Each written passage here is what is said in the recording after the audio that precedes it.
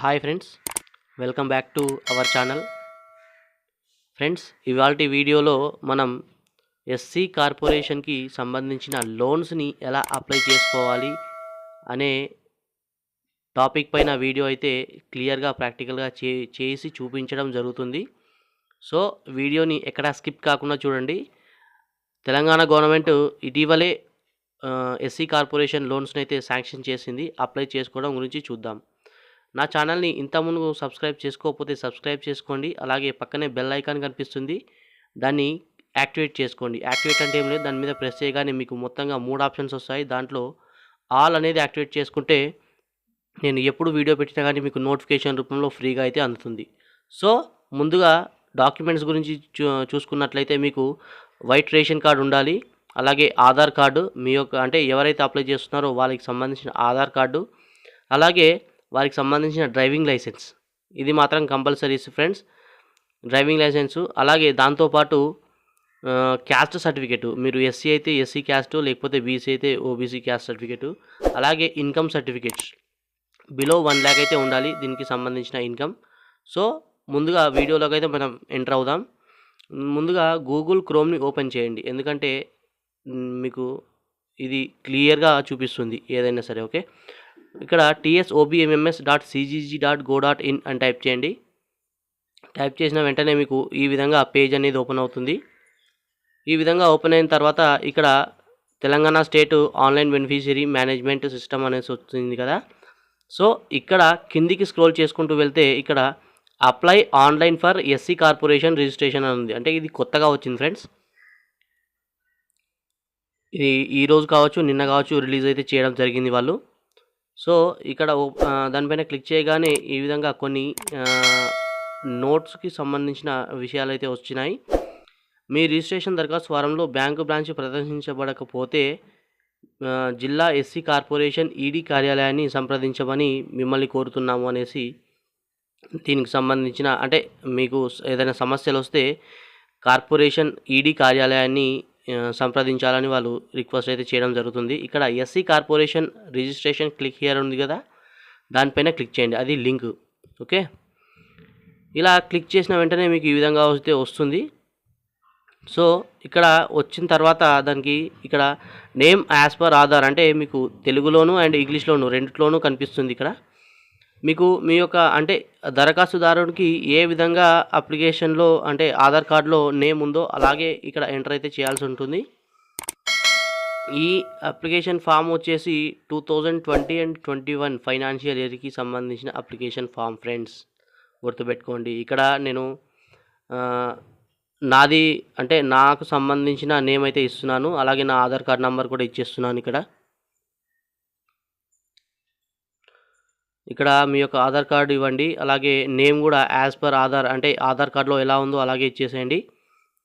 ఇచ్చేసిన తర్వాత ఇక్కడ కింద చూసుకున్నట్లయితే మీకు సంబంధించిన ఫుడ్ సెక్యూరిటీ కార్డ్ నెంబర్ అయితే కంపల్సరీగా ఇక్కడ వస్తుంది. ఒకవేళ రాకపోతే మాన్యువల్గా మీరు ఎంటర్ అయితే చేసుకోవాల్సి ఉంటుంది. అలాగే ఇక్కడ బెనిఫిషియరీ టైప్ అని ఉంది కదా, అంటే లబ్ధిదారుని రకం. ఇక్కడ ఇక్కడ చూసుకున్నట్లయితే మీకు సెలెక్ట్ అనే ఉంది కదా, దానిపైన క్లిక్ చేయండి. మీరు ఒక్కసారి పేజీలోకి వస్తే మీకు ఆటోమేటిక్గా అర్థమవుతుంది ఏం చేయాలనేసి. సెలెక్ట్ చేసుకున్న తర్వాత ఇక్కడ ఇండివిజువల్ మీద క్లిక్ చేసుకోండి. అలాగే ఇక్కడ సెలెక్ట్ అసిస్టెంట్స్ టైప్ ఉంది కదా, ఇక్కడ బ్యాంక్ లింక్డ్ స్కీమ్స్ అనేటివి మాత్రమే ఉంటాయి. ఓకే, దీనిపైన క్లిక్ చేయండి. అలాగే ఇక్కడ సెక్టార్ అని ఉంది కదా, దీని మీద క్లిక్ చేయండి. ఇక్కడ హార్టికల్చర్ లేకపోతే ట్రాన్స్పోర్ట్ సెక్టార్, ఇవి రెండు మాత్రమే ఇక్కడ మెన్షన్ అయితే చేయడం జరిగింది. నేను ట్రాన్స్పోర్ట్ సెక్టార్ను క్లిక్ చేస్తానా లేకపోతే హార్టికల్చర్నా, ఇప్పుడు చూడండి. మీకు సంబంధించిన అంటే మీరు ఏదైతే కావాలనుకుంటున్నారో ఆ సెక్టార్కి సంబంధించిన దాన్ని అయితే సెలెక్ట్ అయితే చేసుకోవాల్సి ఉంటుంది. ఇక్కడ నేను హార్టికల్చర్ సెలెక్ట్ చేసుకున్నాను, అంటే జస్ట్ మీకు చూపించడానికి కోసం. ఇక్కడ aluminium backyard poultry for single widow women, bamboo mat unit, band set, అలాగే cement bricks making, chappal making unit, ఇక్కడ concrete miller or mixer, corrugated boxes, detergent powder and soap, diagnostic clinical lab, digital network, fish ponds, గుల్ఫర్ machines, gunny bags unit, gym and equipment, అంటే దీనికి అంటే మీరు select చేసుకున్న సెక్టార్కి సంబంధించిన schemes అయితే ఇక్కడ చూసుకోవచ్చు మీరు. ఒకవేళ మీరు మీకు సంబంధించిన స్కీమ్స్ ఇక్కడ లేకపోతే మీరు వేరే సెక్టార్ అయితే సెలెక్ట్ అయితే చేసుకోవచ్చు. ట్రాన్స్పోర్ట్ ఉంది కదా, ట్రాన్స్పోర్ట్కి సంబంధించిన సెక్టార్ని సెలెక్ట్ అయితే చేసుకోవచ్చు ఇక్కడ. ఓకే, ఇక్కడ హార్టికల్చర్లో చాలా రకాల స్కీమ్స్ అయితే మీరు చూసుకోవచ్చు ఫ్రెండ్స్. ఇక్కడ రీసైక్లింగ్ ప్లాస్టిక్ యూనిట్ కూడా ఉంది, sanitiser production and tailoring, turmeric powder, vegetable pandal cultivation. So ఇలా చాలా రకాలైతే ఉన్నాయి. నేను ఇక్కడ ఇంకొకటి ఇక్కడ హార్టికల్చర్ తీసేసి ట్రాన్స్పోర్ట్ సెక్టర్ చూస్తున్నాను. ఇక్కడ హార్వెస్టర్స్ ఉంది, ప్యాడీ ట్రాన్స్ప్లాంటర్ ఉంది, ప్యాసింజర్ 4 వీలర్ ఉంది, పవర్ టిల్లర్స్ ఉన్నాయి. ఓకే, అంటే ట్రాన్స్పోర్ట్లో ఏమేమైతే ఉంటాయో అవి అయితే ఉన్నాయి. ఇక్కడ ట్రాక్టర్ కూడా మెన్షన్ అయితే చేశారు వీళ్ళు. Rural goods transportation, commercial vehicles, 3 wheeler passenger autos. So ఇవన్నీ అయితే వీళ్ళు ఇవ్వడం అయితే జరిగింది. మీకు ఏది కావాలో అది జస్ట్ మీరు దానిపైన క్లిక్ చేయండి. ఓకే, నేను పవర్ టిల్లర్ పైన క్లిక్ చేయాలనుకుంటున్నాను.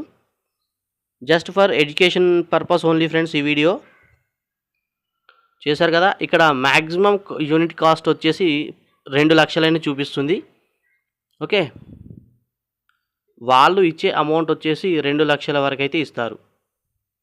ఓకే ఫ్రెండ్స్, దాని ధర ఎంతుందో మీరు ఆన్లైన్లో కానీ లేదా మీకు తెలిసిన వాళ్ళ దగ్గరైనా కానీ దానికి సంబంధించిన ధరని మీరు ఎస్టిమేషన్ అయితే వేసుకోవచ్చు. సో ఇక్కడ గో అన్న దాని మీద క్లిక్ చేసినట్లయితే ఈ విధంగా వస్తుంది. లొకేషన్ డీటెయిల్స్ అయితే వాళ్ళు అడుగుతున్నారు ఫ్రెండ్స్. ఇక్కడ డిస్టిక్, మండలు అండ్ విలేజ్, గ్రామ పంచాయతీ వీలైతే అడుగుతున్నారు. ఓకే, దానికి సంబంధించిన డీటెయిల్స్ అయితే మనం ఇక్కడ ఇవ్వాల్సి ఉంటుంది. ఇక్కడ నేనైతే వీళ్ళు అడిగిన డీటెయిల్స్ అన్నీ కూడా కరెక్ట్గా ఇస్తున్నాను. సో ఇచ్చేసిన తర్వాత ఇక్కడ హ్యాబిటేషన్ అనేసి ఉంది, నివాసం, దాంట్లో ఏం రాలేదు. ఓకే, నో ప్రాబ్లం, అది స్కిప్ చేసేయండి, వదిలిపెట్టేసేయండి, ప్రాబ్లం ఏం లేదు దానికి. అంటే రెడ్ స్టార్ మార్క్ ఏం లేదు, ప్రాబ్లం కూడా ఏం లేదు. ఓకే, సో అయిపోయిన తర్వాత ఇక్కడ కిందికి వచ్చేసినట్లయితే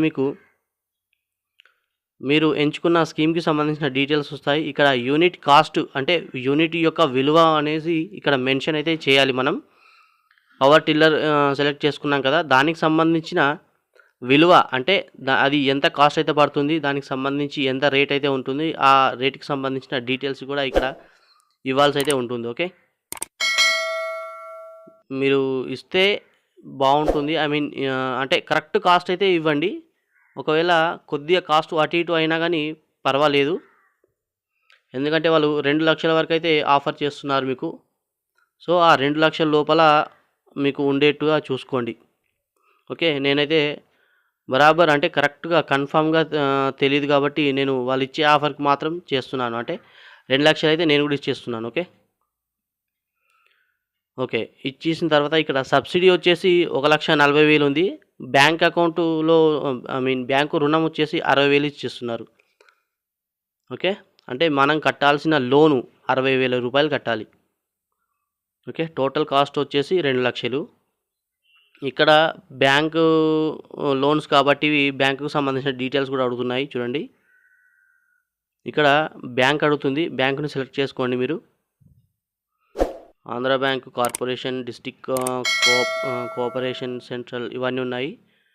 ఆంధ్ర బ్యాంక్ని సెలెక్ట్ చేసుకుంటున్నాను. ఐఎఫ్ఎస్సి కోడ్ ఆటోమేటిక్గా వస్తుంది, ఒకవేళ రానట్లయితే మాన్యువల్గా టైప్ చేసుకోండి. అలాగే ఇక్కడ డ్రైవింగ్ లైసెన్స్ నెంబర్ అడుగుతుంది. నేను చెప్పాను కదా కంపల్సరీ డ్రైవింగ్ లైసెన్స్ ఉండాలి అనేసి. ఇవి అన్నమాట. సో ఇక్కడ డ్రైవింగ్ లైసెన్స్ నెంబరు అవన్నీ ఇచ్చేసిన తర్వాత పాన్ కార్డ్ నెంబర్ కూడా అడుగుతుంది. అలాగే డేట్ ఆఫ్ బర్త్ కూడా ఆటోమేటిక్గా వచ్చేస్తుంది డ్రైవింగ్ లైసెన్స్ని బట్టి. ఇక్కడ కిందికి వచ్చేసినట్లయితే ఫిజికల్లీ హ్యాండిక్యాప్డా కాదా, అలాగే జెండరు, మీరు ఎక్కడైతే ఉంటారు, గ్రామీణమా పట్టణమా అనేసి ఉంటుంది. అవన్నీ సెలెక్ట్ అయితే చేసుకోవాల్సి ఉంటుంది. ఇక్కడ కులము అంటే క్యాస్ట్ సర్టిఫికేట్, అలాగే ఇక్కడ క్యాస్ట్ వేసుకోవాలి. మీ సేవా సర్టిఫికేట్ నెంబర్ అయితే ఇక్కడ ఎంటర్ చేసి జస్ట్ అక్కడ పక్కన ప్రెస్ చేయగానే దానికి సంబంధించిన డీటెయిల్స్ వస్తాయి. ఒకవేళ రాకపోతే మాన్యువల్గా అయితే సెట్ చేసుకోవాలి. ఇక్కడ క్వాలిఫికేషన్స్ కూడా అడుగుతున్నారు ఫ్రెండ్స్. మీరు ఎక్కడ వరకు అయితే చదువుకున్నారో ఆ స్టడీకి సంబంధించిన డీటెయిల్స్ అయితే ఇవ్వాలి. ఇక్కడ మీ సేవ ఇన్కమ్ నంబర్ ఇవ్వాలి. As per date of birth, name and mobile number, email ID, occupation కూడా అడుగుతుంది ఇక్కడ. సో మీరు ఏం చేస్తున్నారో దానికి సంబంధించిన డీటెయిల్స్ అయితే ఇక్కడ ఇవ్వాలి. ఇప్పుడు ప్రజెంట్ మీరు చేస్తున్న వర్క్కి సంబంధించింది. ఇక్కడ గ్రూప్స్ కొన్ని అడుగుతుంది ఫ్రెండ్స్.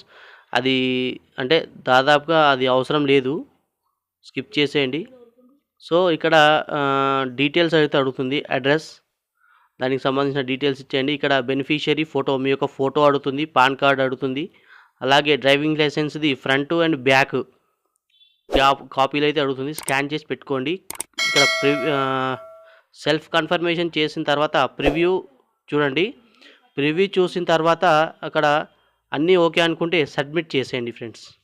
సబ్మిట్ చేసేయగానే మీకు ఒక పీడిఎఫ్ ఫైల్ అనేది వస్తుంది. దాన్ని ప్రింట్ తీసుకోండి. ప్రింట్ తీసుకొని 2 సెట్ల జిరాక్సులు అయితే చేసుకోండి. చేసుకున్న తర్వాత ఒక సెట్ మీ దగ్గర పెట్టుకోండి. ఇంకొక సెట్ వచ్చేసి మీ యొక్క మండల ఆఫీస్లో ఒకటి ఇవ్వండి. అలాగే ఇంకొక సెట్ జిరాక్స్ తీసుకొని మీ యొక్క ఎస్సీ కార్పొరేషన్ ఈడీ ఆఫీస్లో ఒకటి అయితే ఇవ్వండి. ఓకే, ఇచ్చేసిన తర్వాత నెక్స్ట్ ప్రాసెస్ వాళ్ళు చూసుకుంటారు. ఇది ఫ్రెండ్స్ వీడియో. నచ్చిందనుకుంటే లైక్ చేయండి, షేర్ చేయండి.